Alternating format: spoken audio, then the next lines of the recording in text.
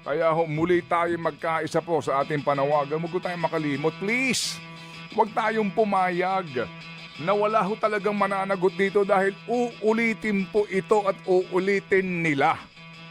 Utang natin ito sa henerasyon na susunod po sa atin. Otherwise, ang mga anak natin, mga anak nyo, mga apo ko, ganun pa rin po ang uri ng komunidad na lalakhan. Komunidad ng mga puro magnanakaw. Ganyan ang mga kabayan. Ano pong masasabi nyo dito sa tinamagay pagtatakip po ni Adjong? Pagprotekta po ni Adjong dito po kay Pangulong Bongbong Marcos. Na kung saan, di po ba sila Congressman Erice, nagalit na galit po doon sa mga insertion at sa mga flood control na yan. Nakadina nga pong itinatanong mga kabayan bakit, kahit si Sir Ted pa doon, di ba tinatanong nila, bakit doon sa 125 million na sinasabi ninyong confidential funds ni BP Inday na ginasta, galit na galit kayo, pina-impeach po ninyo 125 million. Pero, itong trilyon, naninakaw ng gobyernong ito dyan sa flood control project at marami na po nagsasabi na nag-deliver po sila dyan kay Bongbong Marcos o kay Romualdez, talong ipa-impeach po ito nila Erice. Ano mga posisyon? Pucha mga kabayan, to the rescue po si Adjong. Ano pong sinabi ni Adjong mga kabayan? Ito daw pong impeachment complaint. Dapat daw po hindi ito ginagawang political tool o armas. Na para lang daw magbigay ng ingay. Pusang gala ka, sir. Nasa tamang katinuan ka pa po ba? Nagtatanong lang po. Nasa tamang katinuan po ba kayo bilang kongresista? Kahit anong klaseng anomalya, kung talagang nasa tama po kayong pag-iisip, hindi niyo po tututulan kung ma-impeachment po si Bongbong Marcos Pero pinoprotektahan mo, Adjong. Ang layo ng trilyon sa 125 million. Yung 125 million, galit na galit ka pa nun kay BP Inday Sara na hindi tayo papayag na mapunta lang sa wala, na ginamit lang ng Vice President yung 125 million. Kahit na sinabi na ng COA na walang anomalya. Dito, may nagsabi na, may nagsabi, siya mismo nag-deliver. Pati yung pinag-deliveran, umamin. Yung nag-deliver, umamin. Corroborative. Ngayon, ipa-impeach, ayaw nyo ipa-impeach. Sasabihin nyo, ginagawa lang ingay yung impeachment. Bakit, sir? Nakinabang ka ba? Nakalimutan nyo na ba yung flood control, yung baha dyan sa Cebu?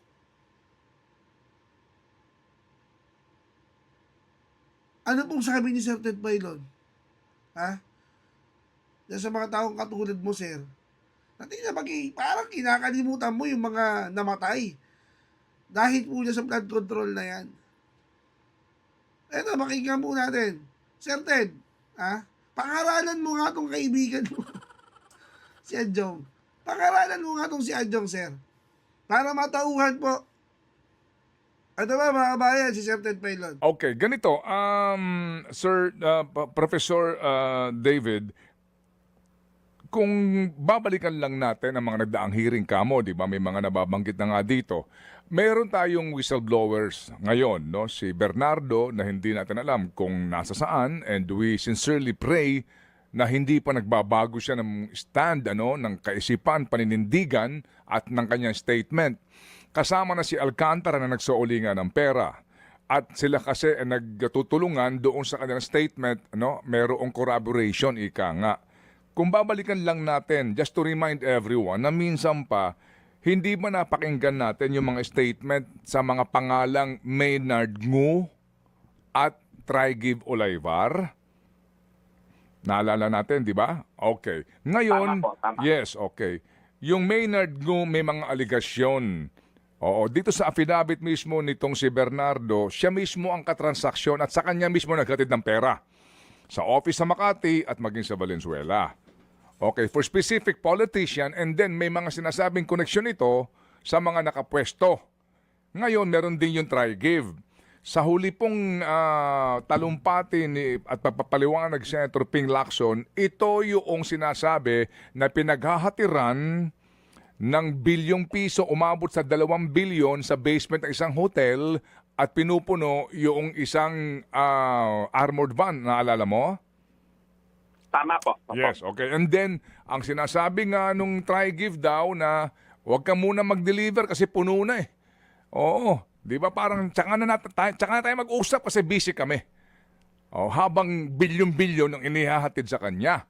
Oo, pero napansin mo, walang banggit nitong 2 starring na ito sa alimang investigasyon na nangyayari ngayon pati sa ICI na hindi ito pinatawag itong 2 ito eh.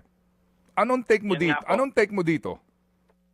Yan, kaya iyan nga po ang posibilidad na talagang si Maynard mo ay may malaking posibilidad na may mas malaking tao pa nasa likod niya. Kasi sa ngayon nga parang wala pang warrant of arrest at hindi nga yata napatawag sa mga investigasyon. Pero kung tama ang pagkakatanda ko, kasama siya sa pinangalanan ni Undersecretary Bernardo. Yung affidavit ni Bernardo, ginamit para makasuhan si Saldico.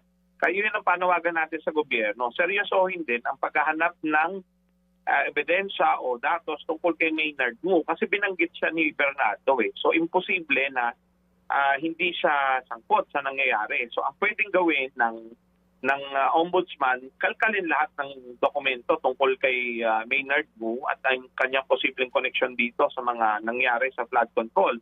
Lalo pa at dapat natin bigyan diin na si Maynard Mu ay konektado na sa Malacanang noon pa dahil na-appoint siya as special envoy sa panahon ni President Marcos. At bago pa ito, noong 2022 elections, nagkaroon ng major fundraising activity si Bongbong Marcos, si President of then candidate Marcos, sa isang bar na pag-aari ni Maynard Mu. So hindi nila pwedeng sabihin na hindi nila kilala itong taong ito kasi talagang masasabi nating close sa kanila.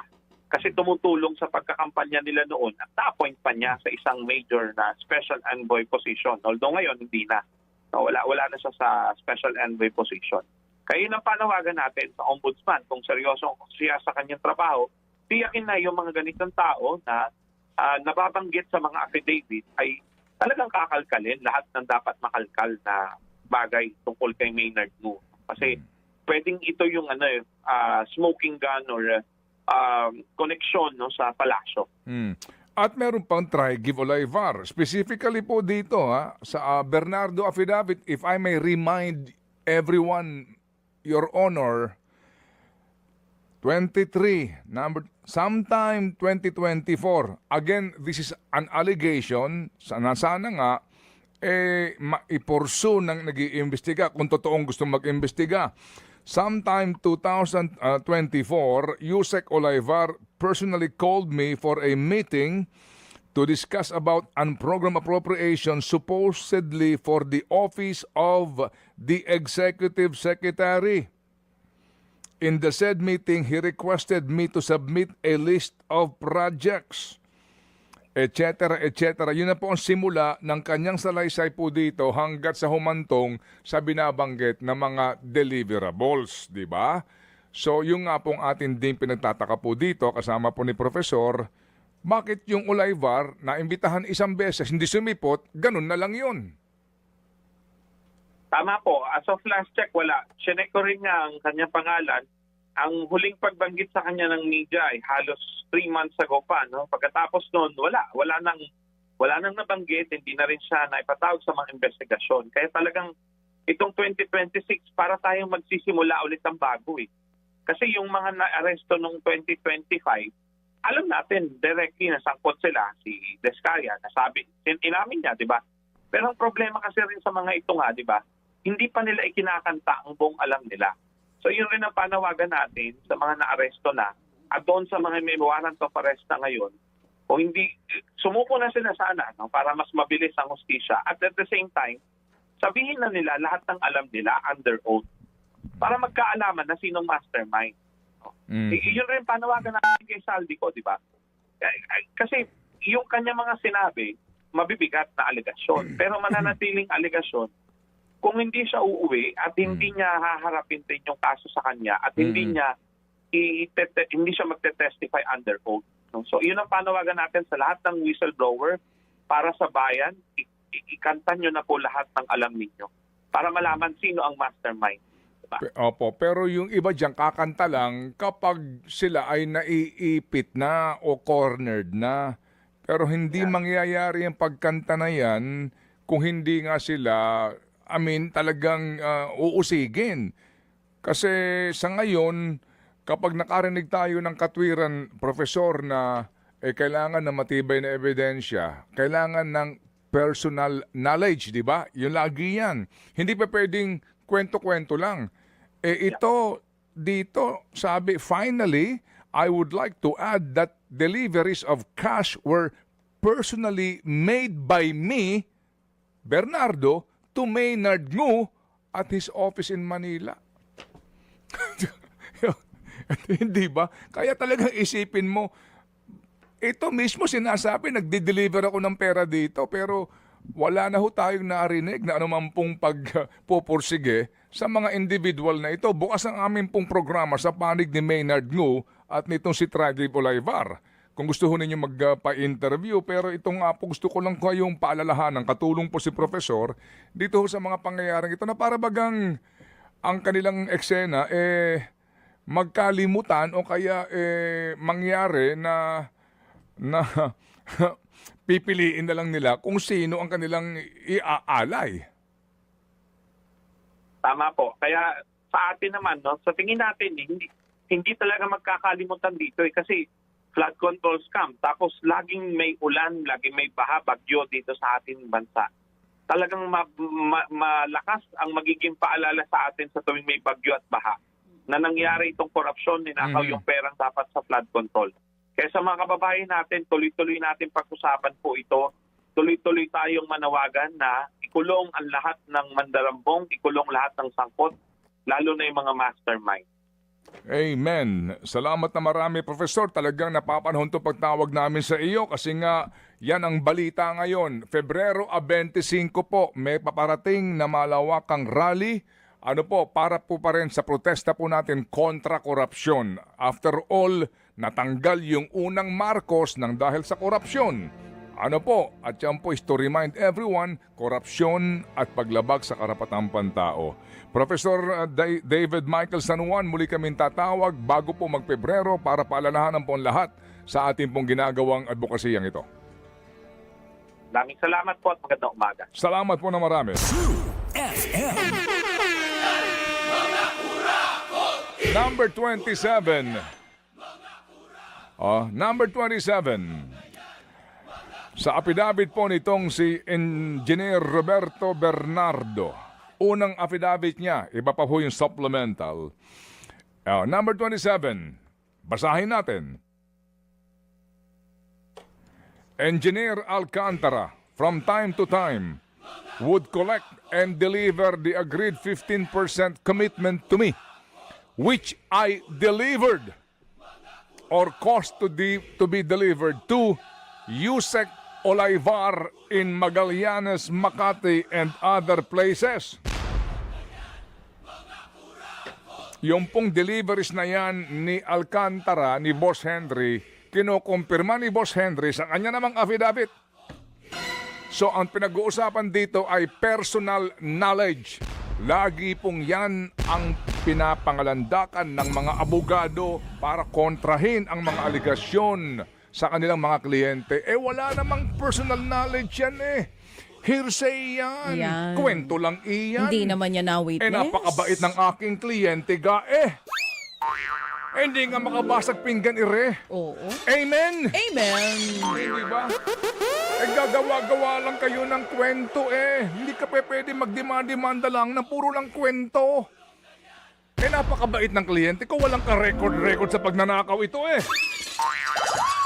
Hindi ba? Amen! Amen! Ngayon, mga kapatid, ano hong sinasabi sa mga affidavit na ito? Si Boss Henry nagsauli na ng pera bilang patunay po sa kanya pong kagustuhan nga na maging state witness. Pero kapansin-pansin nga na itong dalawang ito, opo, wala pa rin po itong kaso ha. Wala pa. If you recall, wala pa. Kaya sila po ngayon, ito po ay nasa umano ay safe house, itong si Ginoong Bernardo, at in the Senate pa rin, I think, si Boss Henry at saka si Boss Bryce. Hindi po ba? So ngayon nga po, dito ho sa isyong ito, ewan ko na lang po kung sino pa ho nagpapaalala sa inyo. Pero kami ho, ako dito, hindi ho ako titigil dito. Sa pagpapaalala po sa inyo, ito ho sa mga pangyayaring ito at napanood natin, hindi kwento ito. Ito po ay sinumpaang salaysay. Kaya nga ang panalangin natin, huwag magbago. Kasi habang tumatagal, yan lagi po ang gusto rin ng mga nasasakdal magtagal. Kasi maiinip yung mga witness. Nasaan na ba ngayon? Hindi nga, maiinip ang mga witness. Mas Nasaan- gusto ho nilang magtagal din. Pati ho ang mga hindi naman lahat nasa Sandigan Bayan. Gugustuhin din nila yan, na tumagal yan. Nasaan na nga ba si Bernardo? Nasaan si Bernardo? Eh ako, ginagalang ko, baka nga inaalagaan siya ngayon ng ating ng Estado. Pero sana ho yung pag-aalaga is nang hindi magbago ng statement. Mahirap yung inaalagaan nyo, hinihimas nyo para magbago ng statement at baguhin yung kanilang statement tungkol dito sa dalawang individual na to. Kasi ito ho mga kapatid, ito uulit-ulitin ko ang pangalan Maynard Ngu at yung Trigib Olaybar. Yan po tandaan nyo mga pangalan. Minsan lang inimbita, hindi sumipot, wala na pong mga arrest order na nangyari. Hindi po ba? Ang usap-usapan doon sa Makati, sa kanilang subdivision, medyo laylo. Pero dati-rati daw po, party-party. Wala ng party. Tahimik na daw. Halos araw-araw daw pala ang party doon. Ngayon po, ang tanong natin, nasan na itong dalawang to?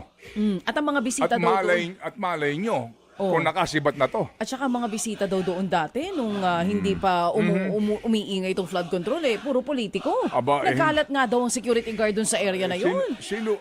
Ikaw ba, Rome, magkano ang natikman mong pinakamahal na alak? Ako maswerte na ako sa 1,000. Mga 2,000. Hindi naman. Ay, napatikim pala ako ni attorney. Oo. Easy ka lang. 15? Hindi Magkano sobra ba? ka naman sa 15. Ano ba magkano? Mahal naman nun. Oo. 3,000? 2,500. 2,500. O, kita mo? Iniba niya pa sa 1,000. Sabi ko na nga 1,000. 2,500. Sa bagay, parang may wine pa ba na Pinakamahal na wine sa'yo, 1,000? 2,500. Oo, grabe ka naman. Tuwan-tuwa tayo sa 2,500, ha? At saka masarap na yun. Oo. Ang bilis ko nga nalasing eh. Okay. Oh, di ba? Anyway. Magkano ba pinakamahal? At saka ano ba ang difference nung... Anyway. Anong difference nung 5 milyong wine dun sa 2,500? Yung isa kong kaibigan, ito lang, napagkwento nga sa akin, wala lang, kasi nagkita kami one time, nakwento lang. Alam, pinupuntahan ko yung napapanggit na lugar na yan, ha? Nakasabay ko si ganito, at saka kasama si ganito, at si ganito. Ngayon kami, sabi niya, kausap ko yung partners namin doon sa kanilang negosyo. Legal ito. Nayaya lang sila doon kasi nga talk of the town. Abay, nung tinignan niya yung wine list. Opo. Yung wine. O di kunyari, Okay. i-reenact natin. Tayong dalaway nandun. Kasama tayo. Ikaw Oh. si May kasama ba siyang babae nun? unang... Oo. First lady ba ako? Oy! First lady mo. Ako ang first lady mo dito sa program. May second lady ka? Ako ang first lady mo dito. Oh. Tama, mali. Alam mo, puputulin ito, gagawing content. Ay, oo nga pala. O, sige. Legal wife na lang, legal wife. Ako ang iyong legal wife. Nung panahon yung kaibigan mo ay nagpunta. Bumibelo na ako sa kwento ko, naubol tuloy eh. Sayang. O, sige. Ayan. Oh. This is ridiculous. Tuloy mo na, nakikinig si Kuya Rome dito, oh.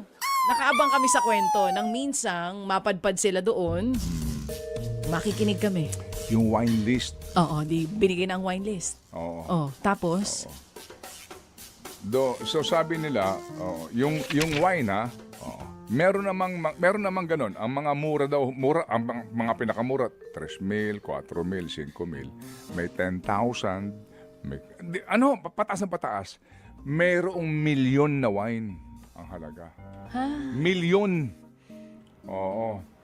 Ngayon sila daw nag-usap-usap sila. So, tikman kaya natin ito. 'Di ba? Parang regalo natin sa ating mga sarili. O, i-reward natin sarili natin. 50 mil yung isang bote ng wine. Ang in-order nila. So $1,000 more or less po yung halaga. Mahal naman ng wine na yan. Oo. Ano ba yan? Walang hangover? Pero yung ngayon usap-usapan kasi ang daming bodyguards, 'di ba? Ang daming mga doon. Mapapansin mo na may VIP. Yes. Chismoso yung waiter. Oh. Oo. Yung waiter, 'di ba? Marites ka. Nagkwento. Oh. Oo, kung gaano kamamahal na wine ang ino-order doon Sa taas. sa private room. Oh. Nasa taas ba? Nasa baba yung private room? Oh. Oh, yun nga ang sinasabi. Oh. Di siguro mga 100,000 pinakamahal. Milyon! Ang halaga, kaya nilang uminom ng wine na ang isang bote higit 1,000,000 Rome. May Or wine Diyos na ganon? for Santo, May di ba? wine na Kaya isipin mo din, kung ganoon sila kagagalante, pinaghirapan ba nila ang pera na iniinom nila ng mga yan? Kasi pag pinaghirapan mo, ang hirap gastahin eh. Rome? Yung kaibigan mo nga, alam ko, madami ng pera yan eh. Kaya naman niya umorder ng ganon. Pero ang in-order nila, 50,000. Nag-ambag-ambagan sila para lang Kasi- daw makatikim ng gano'n. Kasi nga first time din. Hindi lang. Kasi pag pinaghirapan ng pera, ang hirap namang Hindi mapapaisip ba, ka. Malalasing din naman tayo para dito sa 3,000. Dito na tayo. Pero hindi ka di ba? Talaga naman, ha? Sana all. Tapos papayag lang kayo. Makalimutan natin itong mga taong ito.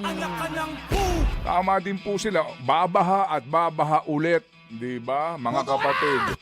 Kaya muli tayo magkaisa po sa ating panawagan. Huwag tayong makalimot. Please, huwag tayong pumayag na wala ho talagang mananagot dito dahil uulitin po ito at uulitin nila.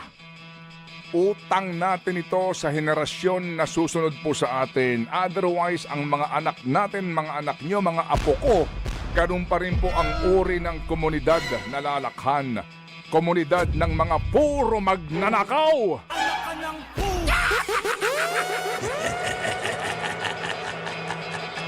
Halika